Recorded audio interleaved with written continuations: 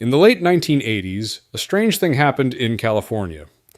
Carroll Shelby, the man who once put massive V8 engines into small Ford cars, decided to try something new. He took a front-wheel drive sedan from Dodge and turned it into a turbocharged machine with leather seats and a CD player. The result was the 1987 Shelby Lancer, and it was not what anyone expected from a Shelby car. The Shelby Lancer started life as a regular Dodge Lancer, a 5-door liftback made by Chrysler. But in 1987, Shelby automobiles located in Whittier, California, got their hands on 800 of them. Shelby wanted to build a car that could compete with the BMW 3 Series and Mercedes-Benz 190e, but at a lower price. So, he took that simple Dodge body and added power, suspension upgrades, and a few personal touches. All 800 cars were painted graphic red, came with a special Shelby number plaque, and were finished with unique Shelby wheels, stripes, and decals. Under the hood, the Shelby Lancer used a 2.2-liter Turbo 2 inline-4 engine. It had 130 kilowatts of power and 237 newton-meters of torque, thanks to an intercooler and about 12 psi of turbo boost. It was quick for a front-wheel drive sedan, doing 0 to 97 kilometers per hour in about 7.2 to 8.0 seconds, with a top speed around 209 kilometers per hour. The car had upgraded Monroe Formula GP suspension, larger sway bars, and even four-wheel disc brakes. It weighed about 1,360 kilograms, which was light enough to make it fun in the corners. Shelby fitted Goodyear Gatorback tires, which were sticky for the time, helping the car pull about 0.85 G on the skid pad. There were 2 types of Shelby Lancer built that year. Half of them, 400 cars, came with a 5-speed manual, A520 transmission and cloth seats. The other half had a 3-speed automatic A413 transmission and came with leather seats. Inside, the Lancer had power windows, power locks, power mirrors, and even a 10-speaker Pioneer sound system with a CD player, a rare feature in American cars at the time. In 1988 and 1989, Chrysler continued selling a version of the car called the Dodge Lancer Shelby, but these were not built by Shelby himself. Only 487 units of the later model were made, and they were built in Michigan. They had fewer Shelby parts, and some were painted black or white instead of red. Today, the original 1987 Shelby-built Lancer is hard to find. Cars with the 5-speed manual are especially rare. Some examples have sold at auction for over $10,000 US, especially if they still have the original parts like the CD system or numbered plaque.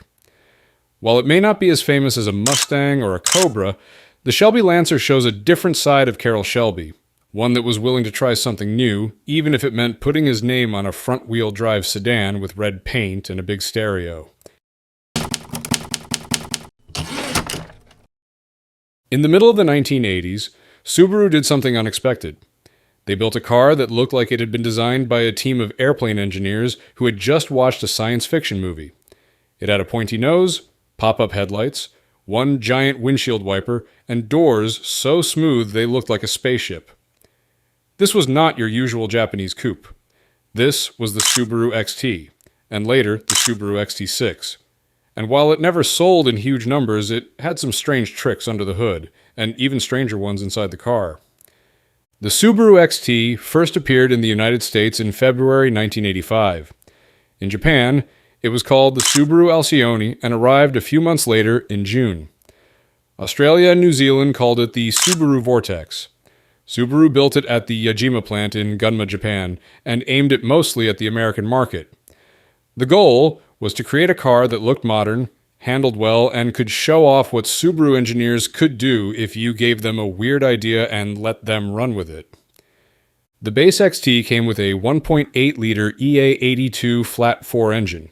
It made around 97 horsepower in normal form and up to 115 horsepower in the turbo version. Subaru even made some versions with up to 134 horsepower, but only for certain markets. Buyers could pick either a 5-speed manual or a 3-speed or 4-speed automatic. Some had front-wheel drive, while others had part-time 4-wheel drive. Turbo models had digital dashboards and a trip computer. Some even came with a height-adjustable air suspension system. But in 1987, things got more interesting. Subaru added the XT6. This version had a 2.7-liter ER27 flat-six engine. It made 145 horsepower and 156 pound-feet of torque. Subaru only used this engine in the XT6, which made it rare. The XT6 came with either a 5-speed manual or a 4-speed automatic, and this time, the all-wheel drive was full-time. There were no belts driving the power steering. Instead, it used a system called Cybrid, which was fully electric and speed-sensitive. It worked fine most of the time, but it could be expensive if it failed. The design of the car came from people like Tetsuya Hayashi, Kiyoshi Sugimoto, and Hiroshi Yako. They focused on aerodynamics. The car had a very low drag coefficient, about 0.29 to 0.31, depending on the version. Every detail from the door handles to the rubber spoilers helped cut through air. Inside, the dashboard tilted with the steering wheel. The climate and radio controls sat on little pods, like something from a jet cockpit. Production stopped in 1991. Only around 98,918 units were made worldwide. Japan only got about 8,170 of those. In the United States, the XT Turbo was once given to the Super Bowl 22nd most valuable player. A year later, the XT6 was handed to the Super Bowl 23rd winner. Subaru even made a few rare convertible versions in Japan, like the Junko Shimada and Fitzy editions, but those were made in very tiny numbers. The Subaru XT and XT6 were not bestsellers, but they were test beds for new ideas. Their flat engines, all-wheel drive systems, and futuristic dashboards helped shape what came later. Without the XT6, there might not have been a Subaru SVX, and without that, Subaru might have just stayed the brand that made wagons.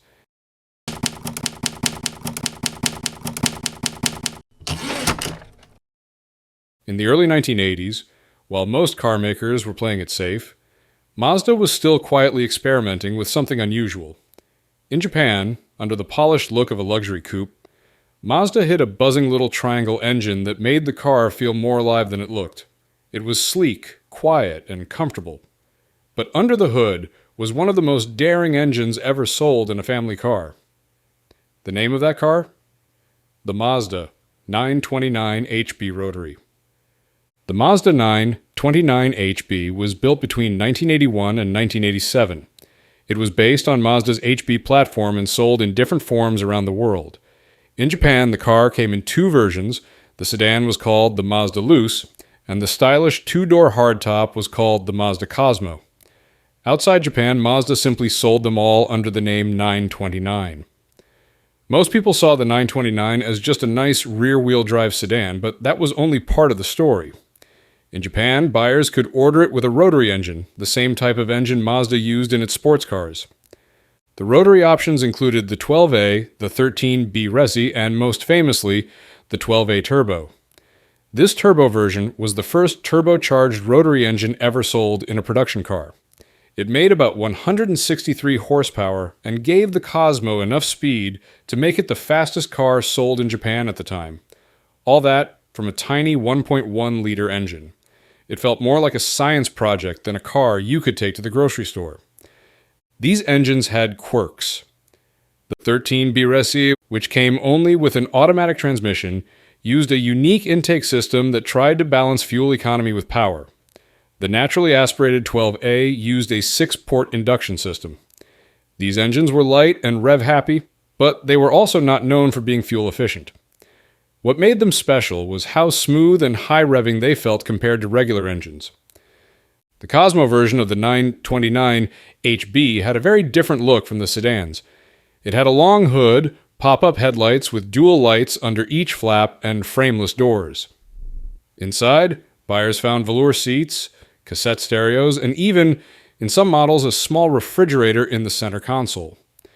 In Japan, some high-trim versions even had digital dashboards, which felt like something out of a science fiction movie. Outside Japan, rotary engines were not available. The export versions sold as the Mazda 929 sedan or coupe came with piston engines, either a 1.8-liter or 2.0-liter gasoline engine, and sometimes a diesel. These were slower, but easier to maintain and more fuel-friendly. They had 5-speed manual or 4-speed automatic transmissions. They looked sharp, but lacked the strange magic of the rotary versions. By the time Mazda ended production in 1987, the 929HB had quietly marked the end of rotary engines in big luxury cars. Later, Mazdas like the HC929 and the Mazda Sentia would only use piston engines. Rotary engines would return later, but only in sports cars like the RX-7 and RX-8. Today, the rotary-powered 929 Cosmo from Japan is a hidden gem. Most people have never heard of it. But for fans of weird engines, pop-up lights, and 1980s style, it is a car worth remembering.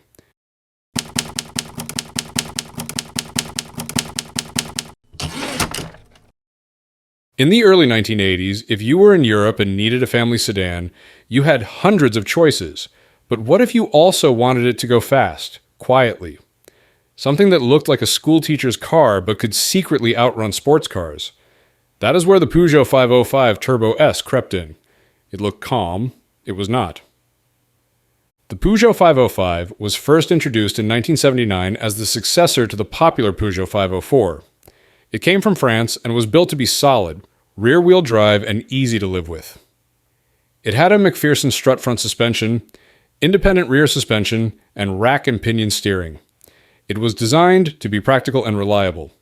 Then, in late 1982, someone at Pujo decided that maybe this calm car needed a wild side.